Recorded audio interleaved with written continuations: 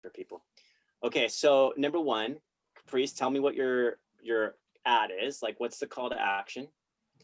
And what do you like? What are you providing? What's the value you're giving? Like, what type of buyer campaign are you running? So basically, it was I'm advertising a listing that I have right now. And so I'm really not offering anything other than, this is a new listing. So it really doesn't explain that I can offer them additional free homes if this doesn't match their criteria, right? That's where it begins, right? Because so when I did a post this morning on reverse engineering follow-up. So you got to think about it in terms of, okay, you're starting with a call to action that's all about this listing that you have. And, it's attracting people in, obviously, because there's something about that listing that they really like. And so what we got to do on the follow-up side is to really dig into what that particular type of property that person is looking for. And I think ultimately we don't know until you have that conversation. So you really got to communicate that in the way you send your communication to that person, from the email side to the text side, to picking up the phone. I mean, if you're using, what I'm guessing is you're using Facebook lead ad, right? Which is giving you the phone number as well. Yes, that is correct. So, when you pick up the phone, I think you're just saying, hey, I noticed you were interested in a property of mine on da da da da. Now, I was just curious, can I actually create properties for you that fits this exactly what you're looking for, right? And the way you communicate that is, because you're gonna have to find out, what is it? Is it a price point they're looking for? Is it amenities they're looking for? Is it a combination of it? Is it a certain neighborhood they're looking for? What's that ideal search? And really come across as somebody who's just there to kind of get them a list of properties that it's all about them, detailed to them, customized to their liking, whatever they're looking for, and that you can update depending on what that search criteria is. Does that make sense? Yeah, so I think I need to actually revise just the body of the content, explaining if this, just a different ad in itself. And I guess I'm so new, I'm like scared to touch it and I'm freaking out, like if I alter it or make any changes, what will happen to my numbers right now, which seems okay. And I am literally trying to call these people. They don't answer, but it's okay. I'm okay with it. I just keep trying. And when you do call, one of the best things you could think about when you're calling is to be ready for that voicemail. And then in that voicemail, acknowledge what you're about to do and say, hey, by the way, I did just send you an email, so here's how you're going to find it. I just wanted to communicate who I was, how I'd like to be there to help you, and when I'm looking to get to you. And so if you go search for this email, because you're kind of directing, just like we talk about when you send an email out, a lot of what people are doing now is they're sending the email, and then about 5-10 minutes later, they send an email just to make sure they receive that first email, and it's doing good, because just reinforcing what you're trying to get them. And remember, every email carrier is different. So what you're trying to do is you're trying to game the opens of emails. And so sometimes when you throw an email with a video in it, it gets lost in some sort of filter. So by sending another additional email 5-10 minutes later without a video, just reinforces what you just sent and points to how they find that email that you did want them to see. And similarly with their phone numbers too, when you do get their text message, for example, or email or a voicemail, because if you're getting their voicemail, you're making the call, then you follow up with the text pointing to what you want them to see, and exactly also you point back to the email that you sent where you want them to go and how to find it as well. So that's what I was looking for. Is there an actual formula? That's what I'm looking at. My head works with like a formula, and then, and so that's what I'm trying, because I have it set up as an email, then 2 texts with Julie, and then I do a follow-up phone call. That's good. Okay. That's good, but it's not. So automations are only there for you when you can't be, and they're never going to do the work for you. And they're sometimes they work, sometimes they don't. It's a numbers game, deliverability, opens, all that stuff. So in my mind, I only use the automations with hope that they'll be open and seen the way that I want them to be. But then I go and check to see through the emails which particular email has been opened by who. And then I use that as my personal follow-up, assuming that they did see it or not. And then I'll make, you know, basically a decision based on if it was delivered and open. Now I know what to do next. If it was delivered but not open yet, I know I have to go out about a different way to get them to open it and see it. Okay. I know it's just learning. I mean, because ultimately, it's one thing to generate leads, another thing to kind of discover the science behind getting interaction. And I think automations, we rely too heavily on automations. There's nothing that's ever going to take the place of you personally reaching out to them. And the way you personally reach out to them through email, through text messages, through making a phone call, and even Facebook Messenger, you're just reinforcing the personal connection and looking to like, so that person knows you're talking to them. You never want to let them misinterpret anything. And automations can oftentimes be misinterpreted. So I heavily, I guess I was relying on the automation to do my upfront work and the initial touch. And so I don't know if it's a cop out or just that was my mind going, let's go there first.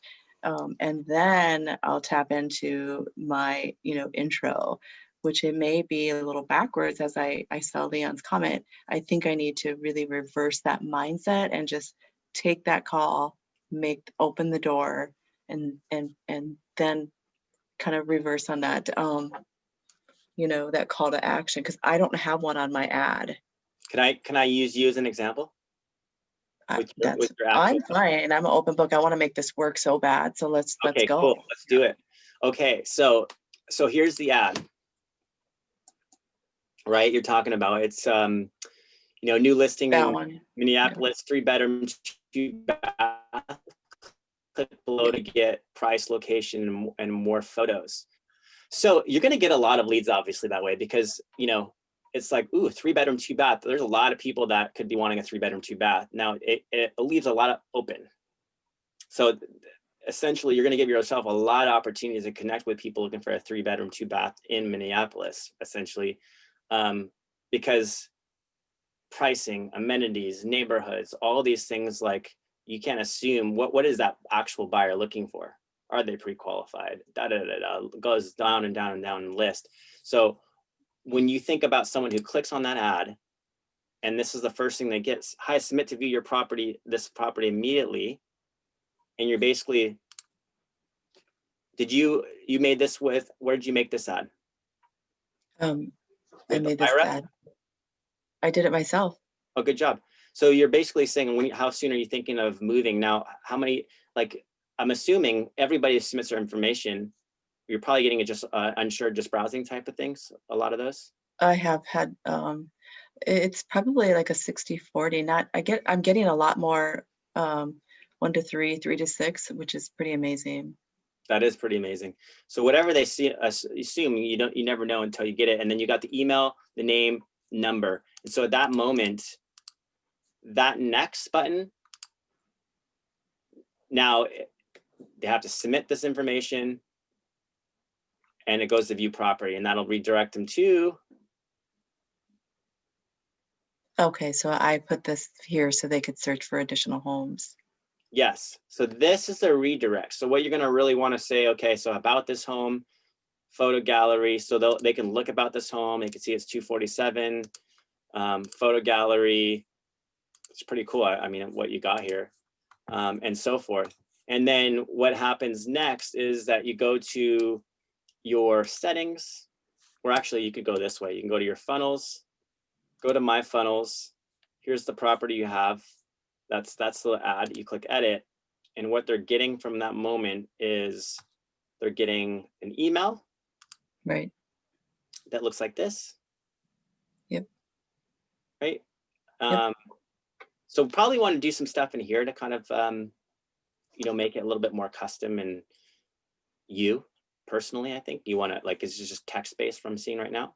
So there wouldn't be like any way of communicating you and how you're going to serve them here. It's just basically asking questions. So you're going to probably get it's not going to get too many answers here unless they're really highly motivated. Yeah. And then your text message going out is basically going, hi, thank you for your inquiry on 3176 Humboldt Avenue. This is Julie, Capri's assistant. She asked me to see if you'd be interested in a list of similar homes. And that's sending out immediately. So we probably want to delay that for a few minutes. Okay. Just so it doesn't feel like, I thought it was 10 minutes. I guess. Right now it's showing me 000. Oh, wow. Okay. They're getting that right away. They're probably like, whoa. Yeah. It's too much. And then if they don't answer that, you're sending another one out. It looks like immediately too. Hey, this is Julie again. I see that you. It's Julie here again. Before I send that list of homes, do you have anything things you're looking for so I can tailor a list of ideal properties for you? Style, home, garage, fence, and so again, they're done in sequence. So I would delay them, because what happens is, if let's just say you delayed this by, let's go 5 minutes, right? And then you delay this one for maybe, 10 minutes after that one. Okay. And always make sure when you do something like this, you just refresh, because it won't automatically do. It looks like, let's see, 5 minutes, 10 minutes. And then you have another email 30 minutes, looks like, later. Hey. I think I set it up wrong, but yeah, that was supposed to go out then the following day. Okay, so this one's just sent 30 minutes later. So That's you fine. want to delay that one too, right? Yeah. And then change it up a little bit. So you're getting the idea of automations. We just got to work on the way they feel. The flow. The flow of them, and then what your personal follow-up is going to be to those. And then when you look at your conversations, you can track to see if, who's getting what, and if they're responding to it. And so a lot of this I'm thinking is like, you do get them perfect. When you don't, maybe because it's too fast, or you got to change it up, because you always make adjustments based on the way people are responding or lack of responses as well. And then you also want to go into your settings and review all your emails for this particular ad and see the kind of open rates that you're getting. Right now, it looks like 15% and 18%. And I don't know, I mean, is that like, so for me, the challenge is, this is so new. I don't really understand the analytical part. Like, is that a good ratio compared to how many have come in? I think we get that higher, but I mean, again, I wouldn't rely on automations too much anyways. I think on this last mastermind, we had somebody really discussing that part of, you can go into some of the email settings. You guys, Leon, what were we talking about here in this last mastermind about getting those open rates? Well, just looking at what was started, I kind of lay off buyers where I'm at. I'm in Seattle, but how you doing there, Caprice? I got family not too far from you. I'm out of Mason City, Iowa, so I know your world. Right. But that initial email going out, if it went out, say like 1 to 2 minutes after they came in, with the other one going out within 5 to 10 minutes, and then the third one, I would say a 30-minute follow-up on that. But I've been revamping all my stuff lately, and one of the things I thought about, because I'm gonna tell you what, Julie really is a really, really good helper. And, when Markus was saying don't automate or over automate, the other thing I was going to suggest, since you don't have some of the stuff in your signatures, the stuff that goes up for Julie, maybe, nowadays how you've got the little emoji people that you can make nowadays and stuff like that. I would make maybe an emoji of Julie, or the little animated picture cartoon of Julie, so that they can put something in their mind to reference. And then at that point, as far as like when Markus says to piggyback up off the follow-up, when you go through the clicks and stuff like that, for you to send out text to them and maybe follow up with the call, because at the point that you automate yourself out, or we overload on information being too helpful, if they have everything, they no longer have a reason to need us. So I always say, give them that little teaser. I might come back with, hey, I see we're looking at home online, over off, 234th. Do you have any questions or anything I can answer for you? You want them to engage, because the minute they start engaging with you by text, rather than just by email, you're going to have a better conversion rate. I like what you're saying there. And what he was saying about emojis is, if you go to search Emojipedia for like woman, right? Because it's Julie. And then you go and take that little Emojipedia and you copy that into the SMS, and it basically says, hi, thank you for inquiring. Just a little bit. This is Julie with a little home emoji or a little person emoji, right? Capri's assistant. Like these small little things, as you know, bizarre as it sounds, could make all the difference, because they immediately just feel it's like a little bit more personal. So I think everything comes down to the way you make that person feel the moment they get to their text message and or inbox to see that email. And that's why we've always enhanced video as part of that. It's like you're going to leave things open to interpretation unless there's not some sort of different to what they're always getting, something unique and different. Markus, what was the website for the emojis again? It's called Emojipedia, and that's where you're going to get every emoji. So I use it for everything I do, even when I do my Facebook lives. And there you go, right there. You can find any emoji, and it'll allow you to copy that into everything from subject lines to emails to, you know, into the text, all of it.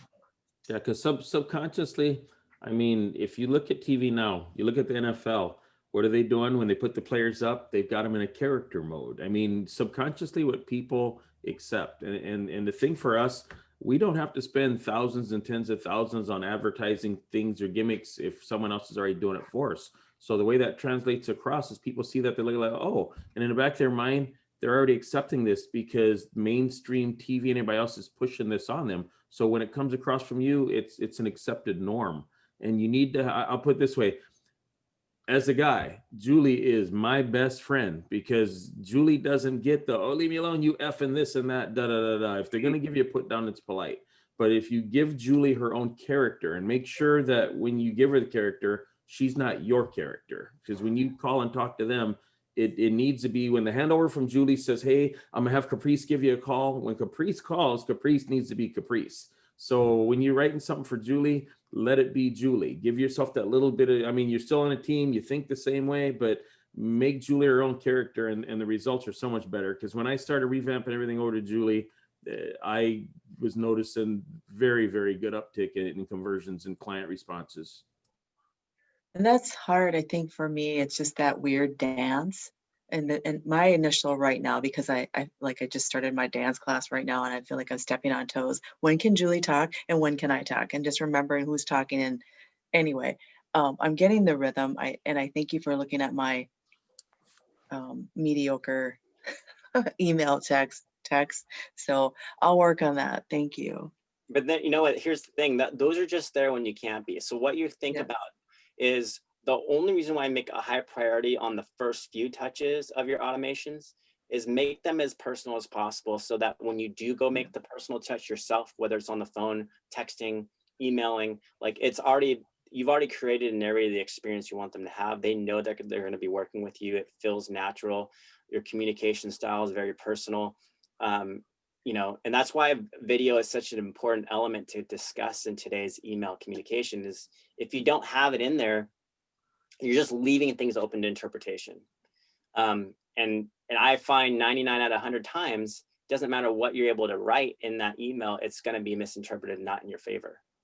Whereas if you have yourself there, you can translate exactly how you're looking to serve them and help them. And really it connects to the right people. Here's the thing for you, Caprice, and for everybody. Think of Julie as a real team member. If you had a team, you break down your delegation of duties. What is it that is Julie's job to perform and do? If she starts out with the initial introductory, hi, how you doing, this and that, and the automation is running like that, then if it was an actual live body that was doing that, they're sending out the text, they're sending out the email.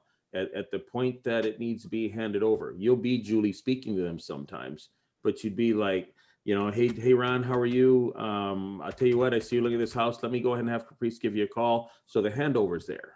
But think of her as a real person and the duties that would be delegated or assigned for her to do, and keep her within that role. And if you have her within that role, then when you turn around and hand over to yourself, you slide right into what you need to do, but just treat her like a person. I love it. Thank you. Yeah, I did a live today about reverse engineering. Like, it's, you know, in this day and age, we got to consider that the top of funnel is interruption-based marketing. Like that's what it is. You just put something in front of them. They were curious. We don't know at all what that really means. Like we can't ever assume anything about these leads, whether that, you know, and what information or lack of information I'm going to put. We just know that at the other end of that automation and that personal follow-up, it has to resonate with somebody that they feel like they can talk to you. And if they make any interpretation in that process and they go back to their inbox and or text message and they feel like they're just being sold or bait and switched or whatever it is that they thought in that moment, it's like everything comes down to the way you create that experience the moment they get into their inbox or get a text message or whatever that automation is doing. So you don't want to leave that into interpretation ever. And then continuing, when you think about your drips, everything has to come down again, personal connecting. And then you got to make notes to yourself, well, how am I going to stay in their feed for the next year? Like if they're just curious today, well, what am I going to do to create a value in their lives over that time? That's why your first week to 10 days is all about just being a resource, coming from contribution, being of value, and then figuring out what can help you continue to do that over time. And you can't leave that to interpretation. So that's where, you know, you're always looking to reinforce the relationship back on Facebook. You're always leveraging video. If you're using a HomeBot system, let's say, well, HomeBot's okay. It's great. But if you're not tracking with the measurement of a HomeBot and helping them identify how to use HomeBot, it's still just another report. So until they know and like you, they won't trust you. And so the know and like becomes absolutely essential to everything you do and the way you communicate. And the same can be said if you're using BombBomb. I track my opens, and that helps me when people come in and open several times and this and that.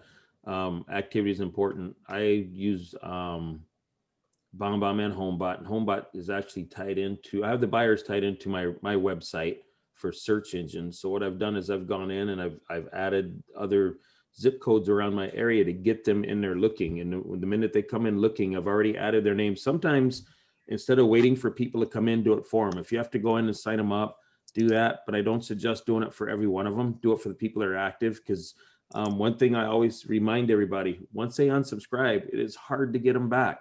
So sometimes we outsmart ourselves as agents and brokers. Don't get so far ahead of yourself that you actually lose a client by pushing them away.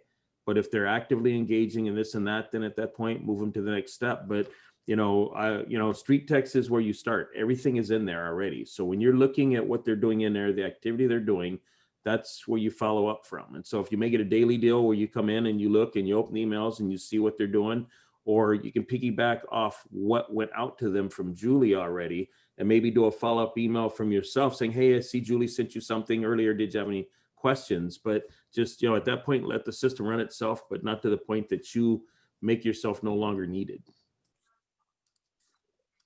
Yeah, I mean, and here's the thing, you always want to just observe in the StreetText community, observe in the insider group, observe in the masterminds, like who's doing what and how they're doing it and who's gotten success, just kind of figure out and ask questions about, well, how long have you been with StreetText? How many deals have you done? What are the processes you're using? What are the scripts, the strategies, the integrations? You'll get some common themes. And I promise you, it's never anybody who's just been with StreetText for 90 days. Like if you get great success in the first month or, in the first week of your trial and you get a listing appointment, it's almost a disservice to you because it creates this expectation that you're going to do that every week. Like it's the exception. Most people on Facebook aren't ready to sell or buy today. And you got to acknowledge that, and you got to create a process that really reinforces that, because yeah, sure, that's what you do and that's what you can help them do, but you got to also think about, well, what can I do to create value in their lives in the meantime and get them to know and like me and understand that I'm here for them, even if that means they'll never sell or buy with me, because maybe, just maybe, the experience that I'm providing with them will allow them to refer me. They may already have like a brother or a friend that's, that they're working with, but they were just curious. But because you created such a phenomenal experience in the meantime, they want to refer you out. And so I always think about it that, I just want to be in a place of contribution and value and service and an influence for them to see me as somebody who's, more than just a realtor trying to sell their home or get them to buy with me. Like I want them to meet my network. I want them to know my experience and things that I can do and who I'm associated with and how I can serve them, because they're going to be title, mortgage, landscaper, you name it. You guys have resources that people would love to have a hold of. People that you know in your community that would only, you're all about integrity, and here's my favorite list. And also remember, you're always thinking about how to create the relationship back on Facebook anyways, because if you think of it that way, just like if you look at our insider group, you could be a community presence and create your own Facebook group if you thought outside the box in terms of the value you could offer to the community you're in, and expand that into 15 miles and start thinking about all the the best of the area you're in. And that could be the best of people that the best of the contractors, the handymen, the landscapers, you name it. Because now all of a sudden you're producing value there. Your favorite restaurants, you name it. Like we're always putting ourselves in the small box, but if we start thinking about the bigger picture, we can start creating influence in these people's life and reinforce why we want to invite them to our personal Facebook so we can add them into our groups. You think bigger. Jennifer Salter and Wendy Humphrey Ghost, I also I like to highlight their automations a little bit, just because two different styles. I think Wendy uses Follow Up Boss, but she uses StreetText for her first week, and she uses HomeBot as well. And then you got someone else that's completely different, like Jennifer Salter, and Jennifer Salter, what I like to use about her is she's a teacher turned realtor who doesn't have a CRM. She uses StreetText as her CRM, but she's done 15 transactions in more than a year with StreetText. So something to take from there, right? So let's explore some of her automations and see what she's doing. And it's always fun. I like to do, so I'll kind of go into her home value automation. Okay. So the very first email that's sent out, here we go. So what is she doing? Quick little video. Hey, Markus, I received your Facebook request for the property valuation of, pulls in the address, and I'm on it. This is not an automated home valuation, but actually done by me, a local realtor. I like it. I haven't even seen this recently. She's got a little R symbol there. What is she doing here? Well, she's leveraging BombBomb. You can see she's got that little app that she uses called Big.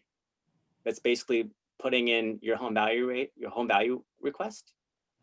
Yeah, and Big App is free, so I highly suggest if you need something, go ahead and download it. I mean, we pass all the information we can around and share, so that's really, really a good one to have, because you could be out on the road somewhere, want to do something, pull up the Big App, make that, just screenshot it, and use it for what you need to use it for.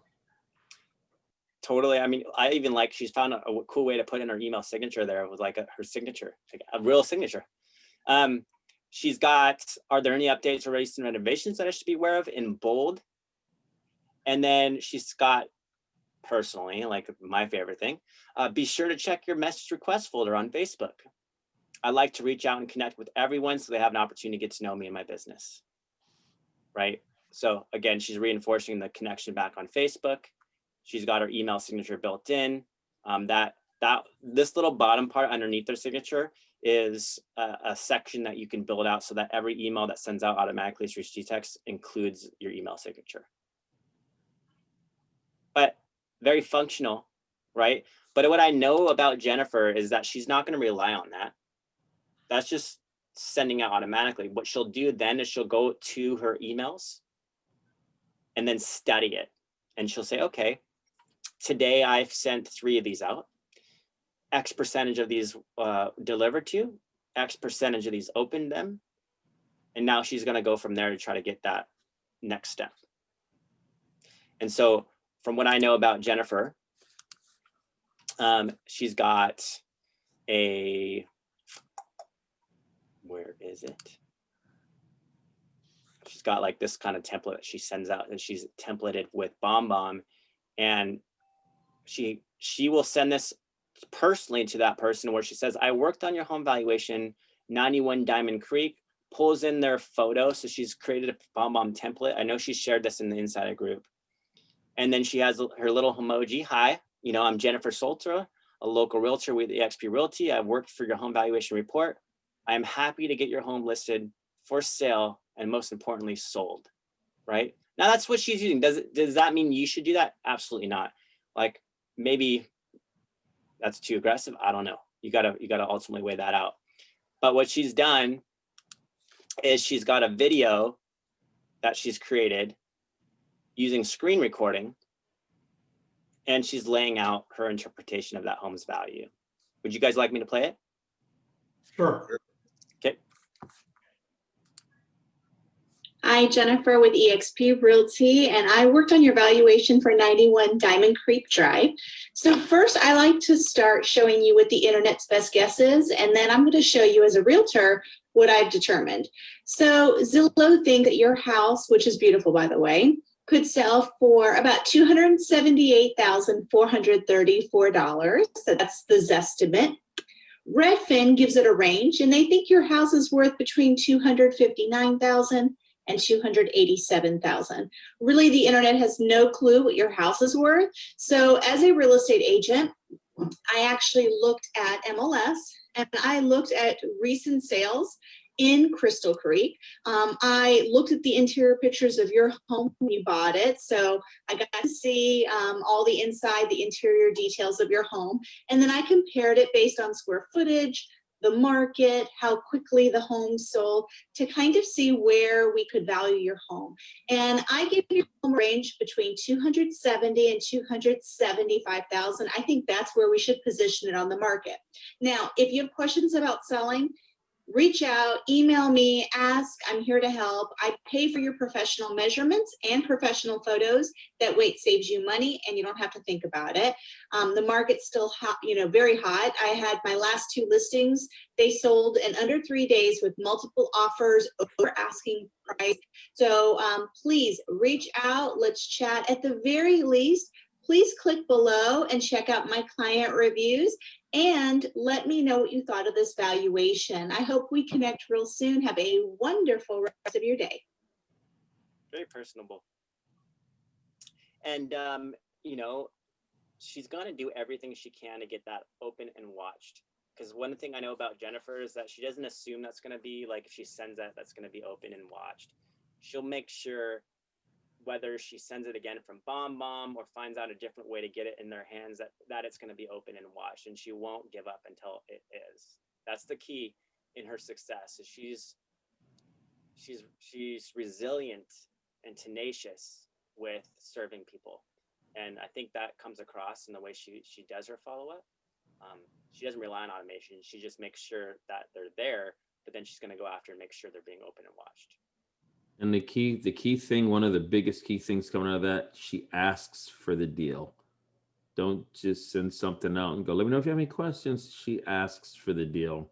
And that's something we all fail to do at times. And you need to remember your purpose when you're doing this is you're looking to get the client. So I always say the closed mouth don't get fed. Ask for the deal. You be the nicest person in the world, but you just sent me information. Oh, well, they didn't say nothing. Ask for the deal. Make them commit. Well done. Well said. I will show you too, so what else about that email? Well, if she's sending that, she also has the context, just in case they're not watching it at the moment, around the internet's best guess, what Zillow and Redfin positioning their home to be worth, how that the internet has no idea, what she believes that internet's condition is going to be, and then some of what she's looking to accomplish. So it's pretty detailed. And I know what I know about her is she's created this as a template so that all she's got to do is basically change up a few of the numbers and or pictures, and then she'll basically just plug that in for every email she sends out personally. So again, when you kind of move forward within StreetText, you'll learn from people like Jennifer, and you'll be like, okay, I have to figure out how to work smarter, not harder. I'm going to create templates like this, and then I'm just going to shift personally when I do send it out into just changing up the numbers, the house itself, but it'll make it easier for me so I don't have to continue to reinvent every email as if it were brand new. And that's the key, is what you're going to figure out. And so what you'll study with Jennifer and with Wendy and all these other people is if you go back in there, you'll see what they're doing. So that'll be the, you know, the quick question. And then she has one 3 days later, says, you know, did you get it? And this is fun because it's not a video.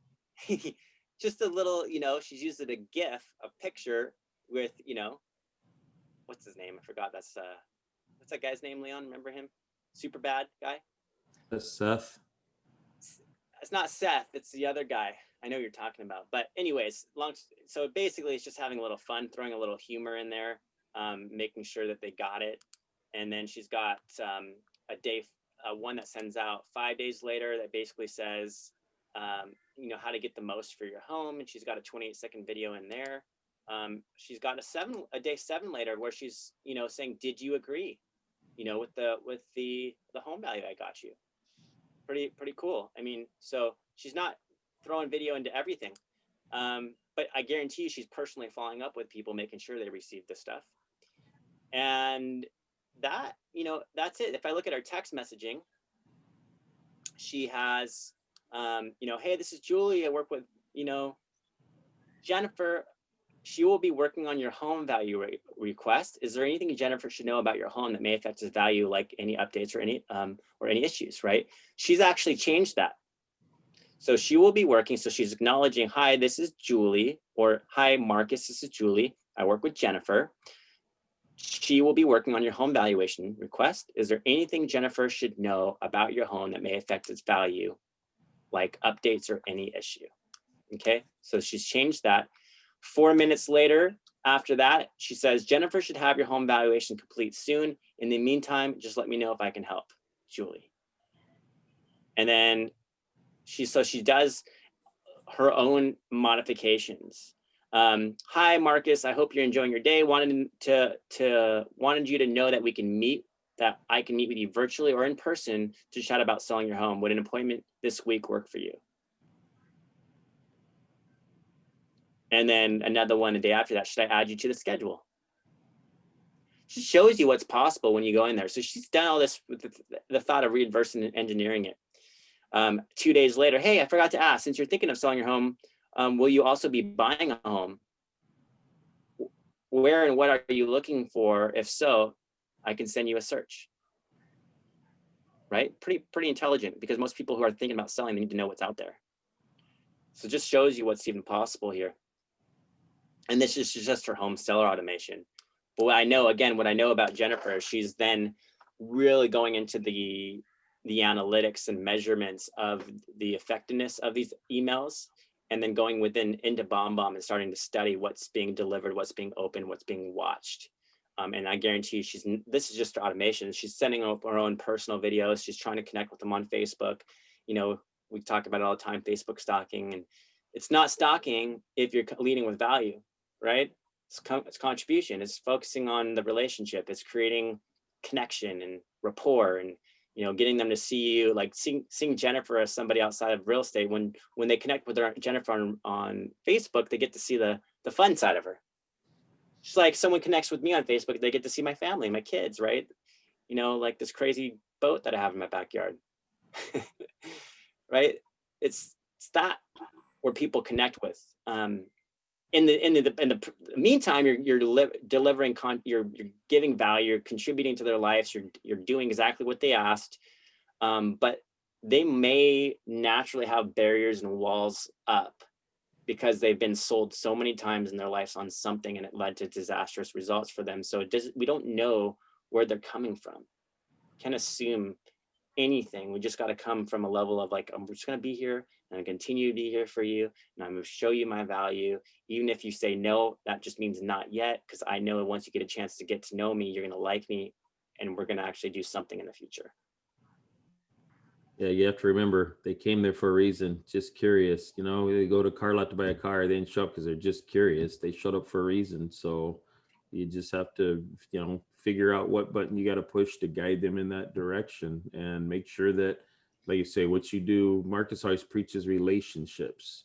So you want to make sure that, you know, you're genuine, you're real, you come across, and you get a chance to kind of know what they are. And the funny part about the Facebook stalking is you see a lot about a person's personality on there without them being aware of it, because just they're what they're posting for humor, what they're posting to be cynical or whatever, you get a better idea what it is, because you don't want to come across the wrong way or step on someone or disrespect someone's beliefs. So as you build the relationship over the period of time, and they get in the comfort zone and they put you in the friend zone, and then you wind up being in the realtor zone, that's the end result you're searching for. Smart. Yeah, top of funnel is a whole new ball game. And it's a mindset shift. That's what it is. It really is a mindset shift. And sometimes it's hard to actually shift into that mindset because we're so used to the other way and paying a lot and competing against other realtors for that spot. And, if you don't get to it right away, it goes to somebody else and all that stuff. And everybody's not wanting to share, and they're holding on to their own secrets about their lead gen and their follow-up and so forth. StreetText is a completely refreshing and authentic experience if you let it be, because everybody just wants to share. And there's plenty of room on Facebook and Instagram for everybody to win, given that it's the biggest social platform in the entire world. Like, you're not competing against the next person. You can all be collaborating. As long as your cost per lead is sufficient based on your marketing dollars, really, like, your follow-up is what separates you, nobody else. If your follow-up can't compete, if they can't compete with your follow-up and the way you connect with people, it doesn't matter. Like, I can give the next realtor in your market 100 leads, and if they can't do what you're doing, it doesn't matter. Those leads are going to end up working with another realtor anyways, because they don't follow up properly. It's just the key. Is like, we know over and over again, I have so many examples now of people that have signed up with StreetText, quit StreetText, and now are back with StreetText because they came in with the wrong expectation of what StreetText was, and they were going for lead generation. And guess what?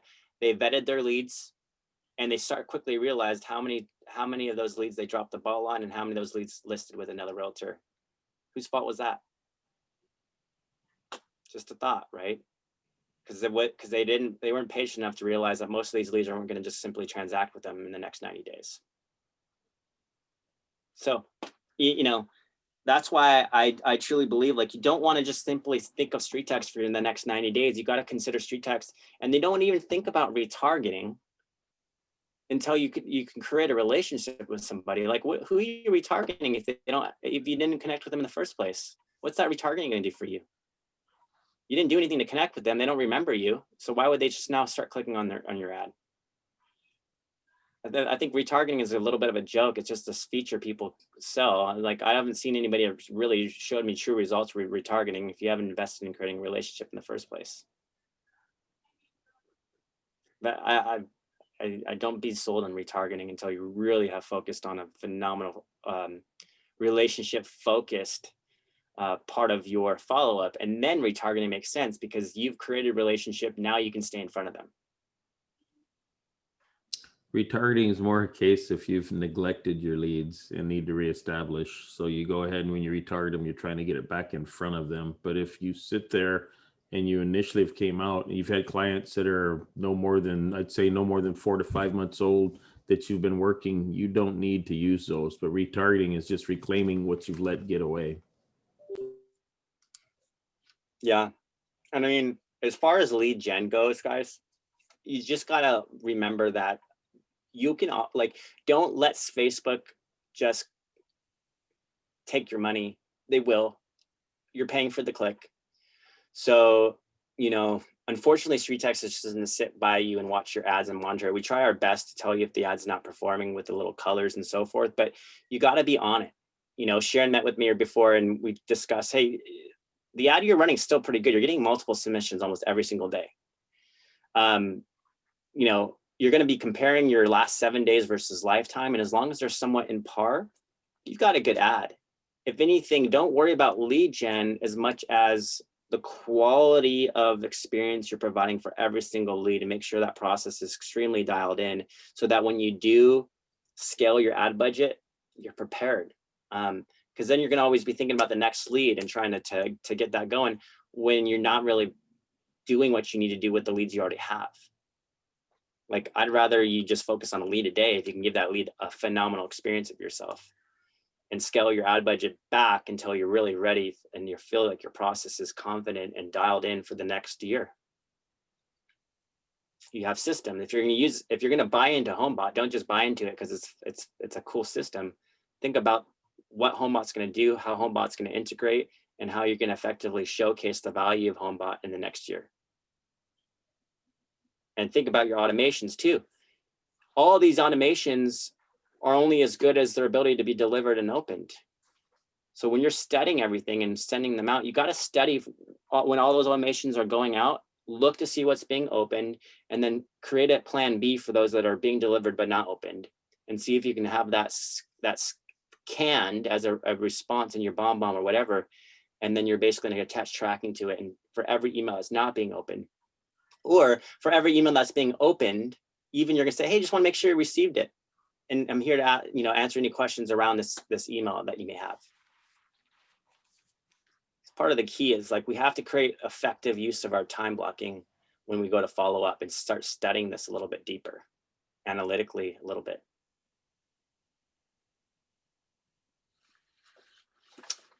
Yeah, and tomorrow's meeting is it's always great because tomorrow you'll just get around everybody, like 10 times the amount of people, and we'll just go over different scenarios from all over the board. Like someone always comes out with something that we're like, whoa, I didn't, the Melissa idea, right? Like, why didn't any of us think of that, sending the mail out with the exact time and day that we sent the home value their way and where to search for it?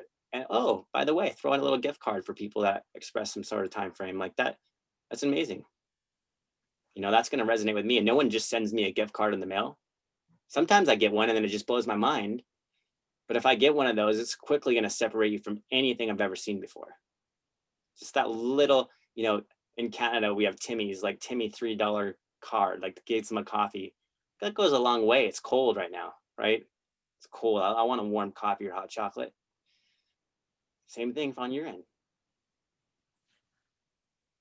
And you have to always approach it understanding this is not instant results. Nobody gets out of bed saying, I'm selling my house today, let's do this. Although I had that happen once, but generally overall, the normalcy of real estate nowadays with everybody beginning to search online is it's still, even if a guy wants to sell right now, they're not ready to sell. Because when you walk through the house, there's things they need to do to get prepared and get ready. So the nurture process and I hate to say the new way, but the modern day way of doing real estate, and then even throwing COVID in there, it's a long-term game. So you have to set yourself up to pace yourself out to win the long-term game, because we look at the statistics of phone calls and return calls. Agents will make calls 3 or 4 times and lose them. So 90% are done after the first couple attempts. And then when you turn around, most of my stuff that's hitting right now is the pipeline stuff I've been following up with that I've had in there for like 2 years. So it's definitely a long-term and patience. And I always say get off the roller coaster. I'd rather have a closing every month than a couple of closing every couple of months. I'd rather just be paralleling and going straight up than up and down, up and down. That just, get off the roller coaster. Yeah, love on the database you already have.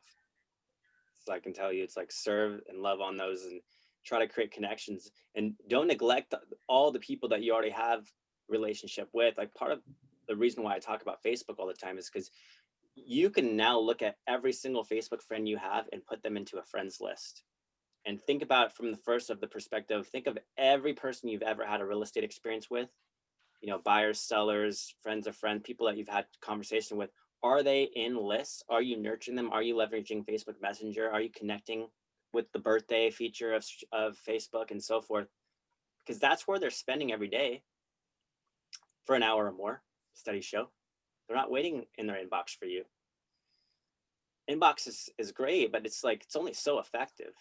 I love Facebook Messenger because if I get Facebook messaging established, I know, you see me post all the time about it, like 3 strikes you're out. I know when you've seen it, when you've watched it, when I can send you voicemail, I can send you PDF, I can get you everything that email and more can do. I can have fun with it. I can show you my personality. I can have, it's such a way to connect. And so if we can figure out how to point all of our communication back to Facebook and why we want them to connect with us on Facebook, it just keeps it so much more simple and effective. That's why you're seeing like Jennifer and Wendy and all these people who are really truly getting success there. It's because it immediately humanizes the process. And that's all we're looking to do. Authenticity is the biggest thing we're looking for in today's, you know, advertising everywhere. Everything is advertising to us right now. So how do you distinguish between anybody right now who's trying to sell you something and who's actually real? It's very hard unless you have a unique way of communicating, especially for somebody that, you know, so happen to click on an ad. Like, okay, I'm home. I want to know the value of my home. Like, okay, that's good. Well, what's underneath that click? How do you connect all the dots and ask the right questions and bring back an emotional response? You know, get them to talk about their home, what they love about their home, what they, you know, how long they've lived in their home, all those good things. Like, get them to share memories and where they're looking to go. What's their goals? Where are they going? What are they trying to accomplish? That's underneath the tip of that click, but only a few of those can get them to start answering. And so I think that's ultimately what we're all trying to accomplish, is to make that person feel like they can talk to us about it and open up to where they're looking to do, where they're looking to go, what are their fears and natural anxiety and apprehension going on in the moment, given COVID, given the circumstances, given the uncertainty with the political environment and the climate. Like, there's a lot of things that probably they're not telling you right now. You know, if you're in California, you're looking to exit a lot of people and go somewhere else. You're trying to relocate to Texas, or I don't know, right? There's a lot of that stuff happening everywhere. So just something to think about. Will you post a session on StreetText? Absolutely. This is being recorded, so I'll upload it to YouTube a little bit later, and then I'll post it into StreetText. This is just getting our minds to think a little bit, because there's no one way to do this. I think at the end of the day, we're quickly realizing, like, there's a million ways to do StreetText, but you got to find your way. I mean, and measure it, make sure it's successfully communicating what you want to be communicated. And that's the key. That's what makes you different than everybody else. It's just the way you communicate and what you bring to the table. So you just got to figure out how to make sure that's front and center and reinforced with every communication you send ongoing, right? Go back to the very first lead you've ever got with StreetText, you know, and just check in. Say, hey, we're all aware of the environment that we're in right now. Things have changed, right? For a lot of us that I've worked with StreetText pre-COVID, it's a perfect conversation to come back into. And it's relevant, right? You always want to make sure your follow-up is relevant and current.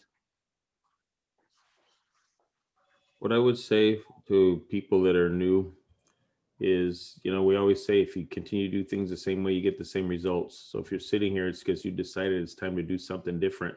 And for a lot of people, getting outside their comfort zone is a hard thing. But if you haven't been in a mastermind yet, I guarantee, come sit in the one tomorrow, because you'll see everybody that comes in there. There's more than one right way, is what, you know, I always tell people. So the thing is, you can pick and choose what works, bolt your own model together. But the thing is, the old ways are no longer here. And if you sit here and want to live in the past, then that's all you'll be talking about is things out the past. If you want to move forward, and you know, they always say you want to reinvent yourself, but I'll say if you want to improve upon yourself. The big thing with StreetText is there's never a wrong idea. There's never a bad idea. There might be an idea that doesn't work, but there's always someone that can take what didn't work and say, hey, did you think of trying this? And puts you down another path.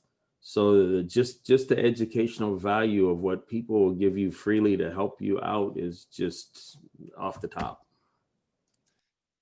Thanks, Leon. I mean, and stay in the insider group, bookmark it on the daily, read through the discussions. You know, there's gold there. So we have to make that a daily task, a daily time block, because there's always something that is posted that is a great share. And then really where the true gold comes out is in the comments underneath, as we actually ask this person, tell us more. What are you doing? How are you doing it? And then that's where we bring back into the mastermind on Wednesdays. So, you know, and don't neglect that you have peer support in that group. Like you you can tag Leon, you can tag Jeff, you can tag all these people, and all of a sudden you're getting multiple perspective and answers based on the industry, their experience, what they're doing, how they're doing it, what they would do, and so forth. So this insider group is amazing, but you got to participate with it. I feel that is the key. The support isn't just from the staff where you're hearing, it's from actual live, you know, I mean, and that's what has inspired me in the short amount of time that I've been here. I'm like, it's nothing I've ever seen. Where I just love the support that is ongoing, and I don't feel ashamed or awkward about it. It's something that I'm like, okay, I let me get going. Like I want to hang up right now because I want to get going. But you know, I'm just saying it is literally key to making me feel like I want to improve all the time. And it's just it's a cool tool. It's a cool family. I like it. We appreciate that. You're part of the tribe, and it's a culture I think that we all can all get along with. Like it's different, it's unique, it's not what we typically see in the real estate industry, and I think that's what makes it a phenomenal experience. So, you know, post all this stuff in the group and share. And any questions that you have, anything that you bring from this, you know, get ready to bring that into the mastermind tomorrow too. But I'll leave it at that. It's the top of the hour. I appreciate you guys coming. And if there's anything specifically that I can help with, just message me on Facebook, and then I'll reach back out to you, probably with a video message, by the way. All right. Thanks, guys. Thanks, Leon. Thank you.